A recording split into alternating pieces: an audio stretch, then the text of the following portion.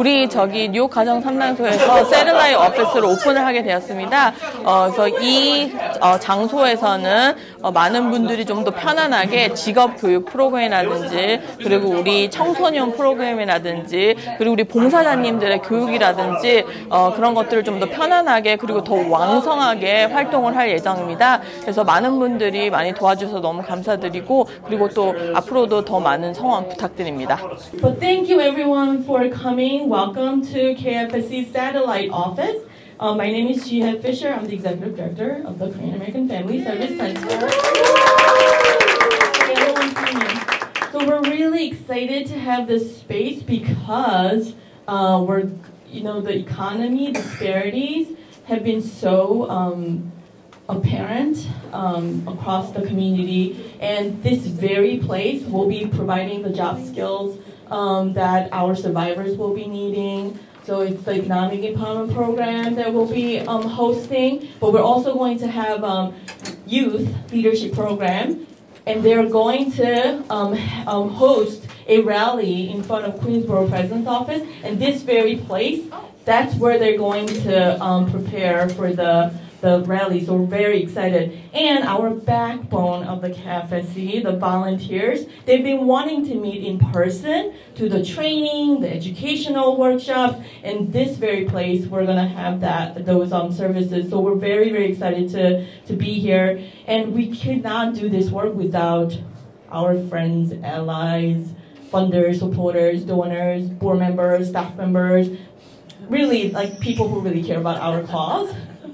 Hi, so I'm City Council Member Sandra Ong, and it's really a great tribute to KFSC, as you said, Jihae, that you were able to get this space.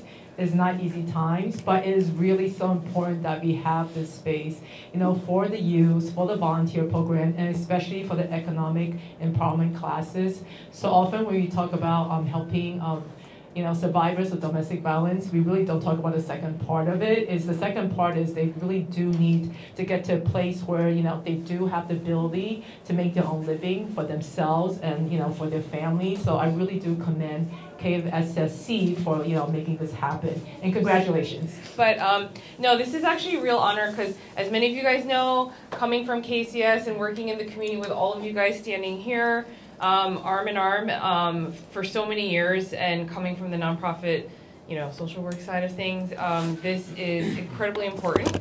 I've been a fan of Jihae's for many, many years, and I think it's interesting because for so many years we were saying how it's so important to have a seat at the table, and what does that look like? What does that mean? And how do we get elected officials to understand what the issues in our communities are, and then how do we get them to reflect that both with legislation as well as funding, right? And I have to say, for the very first time, we're able to see from the back end of things how we can be an advocate and a voice and an ally from behind the scenes, and so we will continue to fight for you all, because I think something that's very important to note is that for the very first time we have 6 Asian council members on the city council, which is huge. It is the most diverse council. Yay. And it's women-led, and I think that's significant because for the first time for a lot of different communities, you have that lived experience, and you have people who have worked in the communities that really understand the issues, that can advocate. And one of the questions I always ask during any oversight hearing with a lot of the city agencies is, what's your outreach look like to the language, the folks that don't speak English as a first language?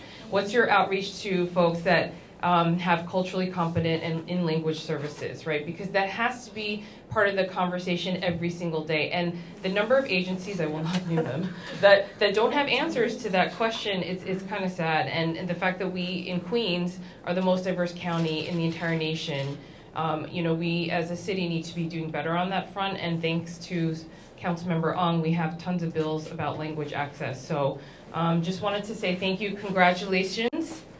Right? Thank you for having me today. My name is Jun An from the New York City Council Speaker Adrian Adams' office. Unfortunately, the speaker is not able to attend today's event due to the scheduling conflicts. But on the behalf of our office, congratulations on your opening of the new office. I know that since 1989, the Korean American Family Service Center as the first anti-domestic violence organizations, has been playing a very important role for our community. So through this new office, I hope our community members will receive the services. And he is unable to attend because of the scheduling conflict, but he just want to pass on the message that he's very proud of the work that CAPS has been doing for the Korean American community, and also he knows that the CAPS also offers services to the other ethnic groups as well. So he's very proud that the group is expanding the great work to the people who are in need. So thank you very much for having me, and I look forward to working together with this organization. Thanks. Good morning, everyone.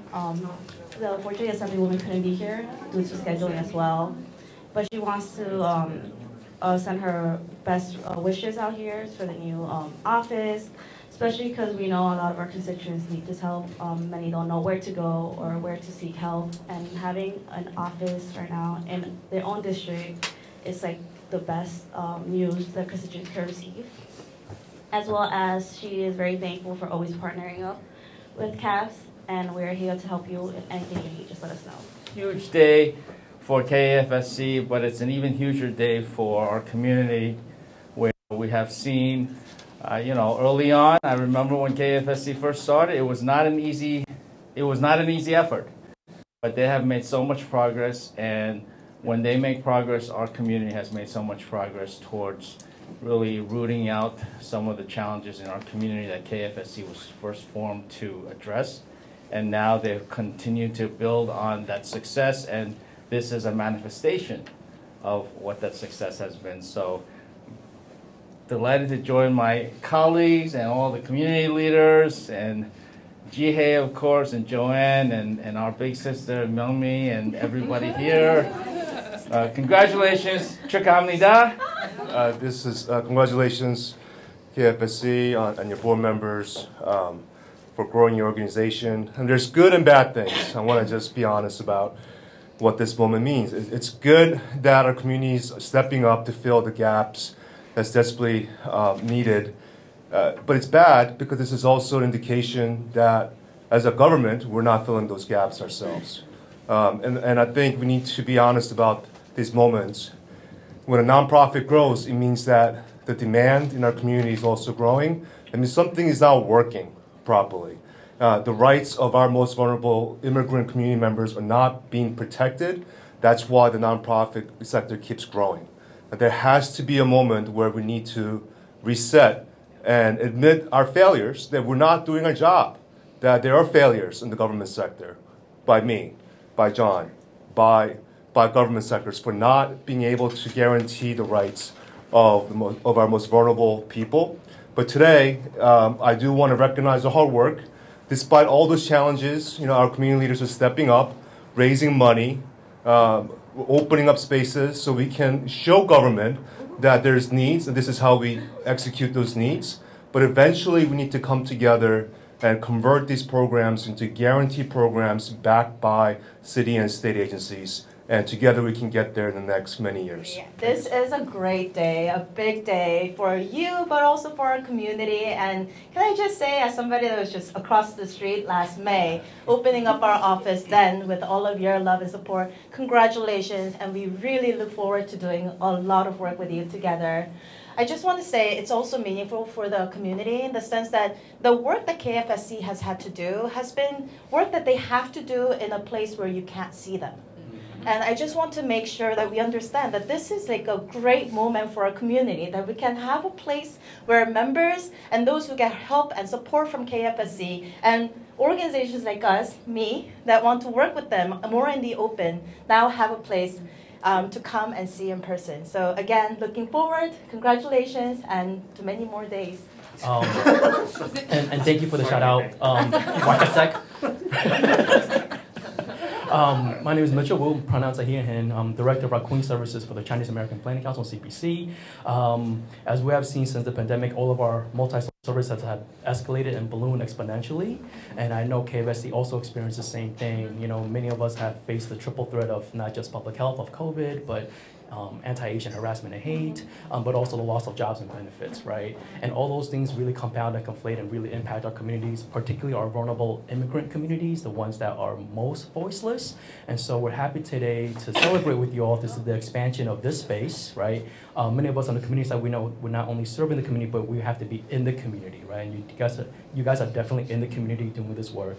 And you know, so in addition to the expansion of your space, congratulations on the expansion of your team as well, to really address, again, these growing needs.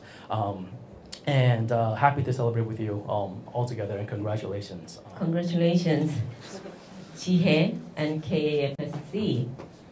This big, bright, new space expanded your program. But at the same time, I'm so sorry you have more work. To be honest. And also, I'm really happy to hear to present Korean community. Doesn't matter KAFSC, KCS, Minkwon, case, we are all together like family. We have to go work together. It's not by my own. As Ron Kim mentioned, during the pandemic, all of the Korean community nonprofit organizations speak up, step up. We take a lot of hands-on work. Here is nonprofit Korean community. Moreover, we have to work together. We understand each other, and we embrace. Moreover, it's not only Korean community, moreover, whole community in Queens. 정말 감사합니다. 한인 사회가 이렇게 큰 것은 사실은 이해했고 함께 했습니다. 팬데믹이라는 어려운 과정을 뚫고 여기까지 왔습니다.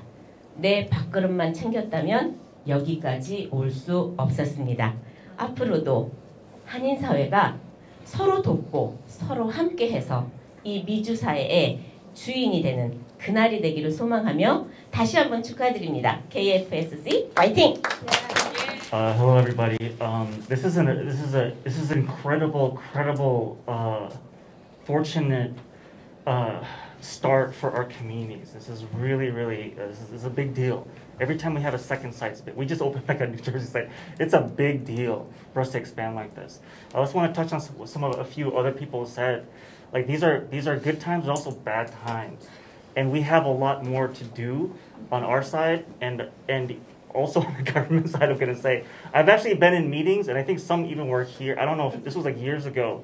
I think Saya was there. I know KFSC was there. We're talking with some state agencies, city agencies, who are directors of the folks who are doing like the foster programs and things like that. And one of the things that they would say to us, right? They literally said, "Oh, well, because I asked them, do you have any API directors in your entire agency?" And they're like, "No, we might have some social workers." And I said, and they were literally saying, the reason why we don't have directors is because there are so few Asian Americans who are in our programs. And I was looking around the table, and the KFSC was there, a lot of others, and we're fighting so hard because people don't recognize it, right? We don't have directors who understand our communities. And it was very, very clear to me that when they were saying that, they're like, "Oh, we're not doing that because there is no need." I was like, that just doubles down my argument that you guys really aren't doing the necessary outreach to understand our communities. It was absolutely broken. Other things that were said by all of our electeds is, this is also an important moment for us. Okay, we've all been working in this community for a long time. We all know that Flushing has the highest poverty rates than the rest of the average of New York City, right? And we have this anti-poverty campaign going on right now. We also know that this Flushing area, has the lowest rate of PPPs in terms of actually getting. We have structural problems even in our recovery. Okay, and this is a really important moment. It's not just about moving forward, but I think we should recognize where we are and what we need to do together. Right now, because of the pandemic, because of the anti-Asian hate, we have some traction here. We have an opportunity. Our communities have been elevated. And it's not just about looking forward. I think it's really, really important right now as we're working on trying to build that capacity for our communities, right? With the budget, with our elected officials, with our funders, this is our moment. And we cannot, okay, our community members rely on us to not make foolish mistakes. We cannot be foolish. We have to work together. We have an opportunity. And I'm just really, really proud that because this honestly, like these reopenings are like little reunions. I haven't seen a lot of these folks in a long time. So I'm saying we have the right leaders in place right now to make it happen. And I'm so proud that we have like leaders like Jihei in the community opening sites like this, playing a lot of that role in doing the work that we need to be done. So that's just a call out as well to work together and to thank this team because I think we can do it together. 저좀 봐주세요. 1, 2, 1, 2, smile. One more. 1, 2, Get a little love sign here.